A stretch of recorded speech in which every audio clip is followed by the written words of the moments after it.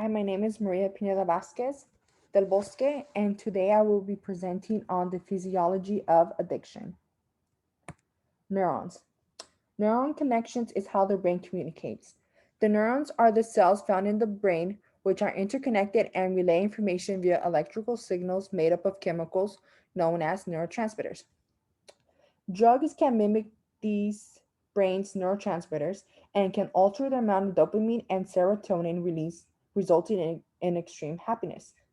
Behavior caused by addiction is due to alteration of the neuron circuits for memory, reward, and the control circuit for motivation. Specific cell and chemical balance altered by addiction. The natural balance of neurotransmitters is affected, which results in negative behavior once the addicting substance is not present. The amount of glutamate, dopamine, opioid peptides, serotonin, and acetylcholine in the brain become altered. This image shows the neurons receiving and sending neurotransmitters. Areas of the brain involved in addiction. These brain regions provoke strong behaviors meant to help us survive and result in positive behavior like helping you study or can be turned against you by drug because of the cravings are so strong the brain needs them. Brain imaging is helping us to understand the paradox of the decision to pursue a drug reward despite such consequences. For example, very recent imaging research shows that visual cues as short as 33 milliseconds can activate the ancient reward go circuitry, that this process does not require conscious processing. It can begin outside of awareness. By the time the motivation does reach awareness, and is recognized and labeled, the reward circuit has a strong head start. The head start means the frontal brain regions may be less effective. This area of the brain is responsible for weighing the consequences of a decision and for helping to stop or inhibit the impulse towards the reward. Imaging research also shows that some individuals have less effective stop circuitry. For these people, the job of managing the powerful impulse towards drug reward may be even more difficult. When it comes to the vulnerability to relapse and to addiction itself, we are not all created equal. We differ both in our brain response to drug reward and in our ability to manage the powerful impulse towards drug addiction. So, the prefrontal cortex and the cingulate gyrus are in charge of cognitive control. The hippocampus and amygdala are involved in memory.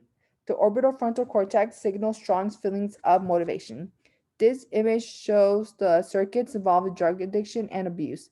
All of these brain regions must be considered in developing strategies to effectively treat addiction. The neurophysiological of addicted brain. The physiological state of addiction is comprised of three different stages which are connected to one another. The first stage is preoccupation and anticipation. The second stage is binge and intoxication. The third stage is withdrawal and negative effect. The progression from the initial dosage to constant use results in alteration of the normal brain. Addiction is first driven by positive reinforcement and then progresses into brain being motivated by negative reinforcement.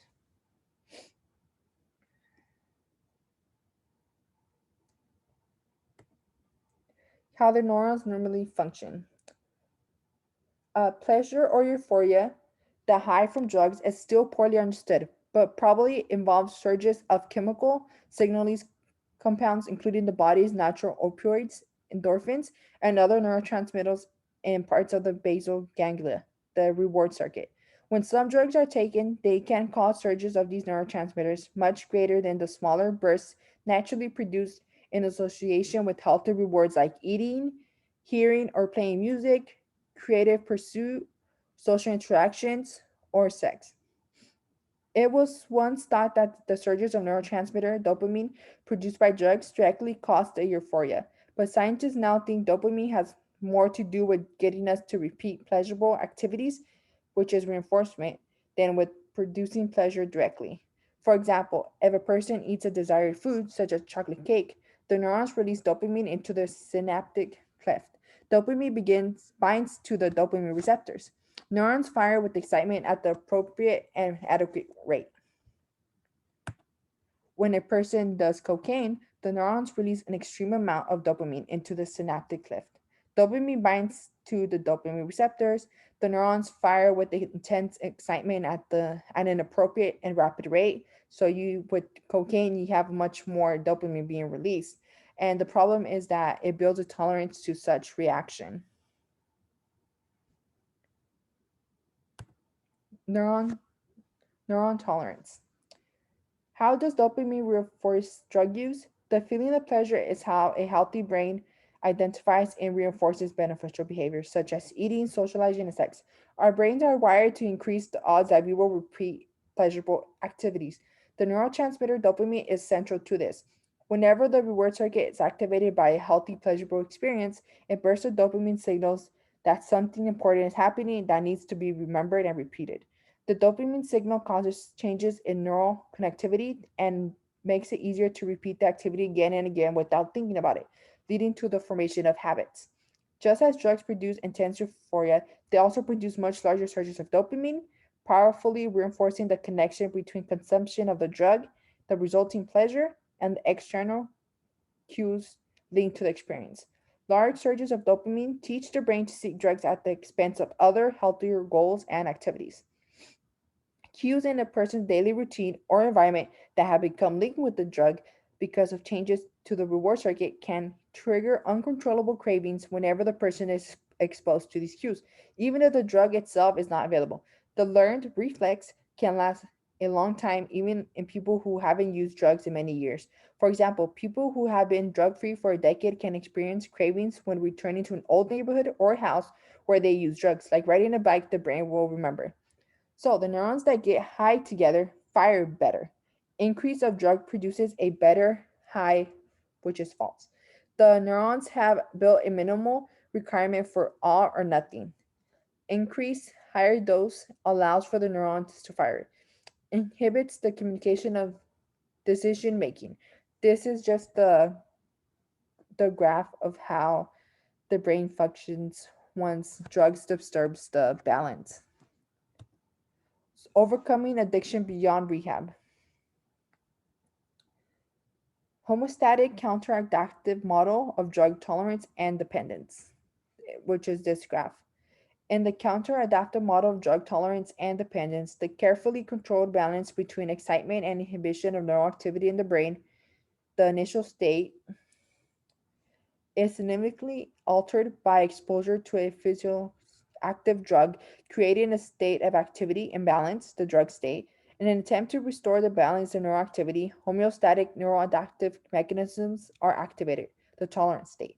After drug clearance, the homeostatic neural adaptation is exposed, resulting in opposing unbalanced state, withdrawal state, leading back to the requirement of the drug to restore balance, dependent state.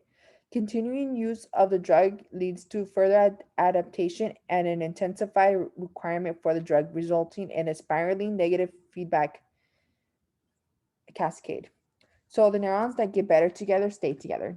The neurons will fire, crave, and put the body under stress due to the lack of the stimulus. The brain and body does an excitatory activity for numerous years. It's going to develop a toxic relationship. And remember, with the decreased stimuli, the neurons never revert back to baseline levels. The threshold decreases, but neurons never forget what they once did in the past, which can result in relapse. And these are my references. Thank you.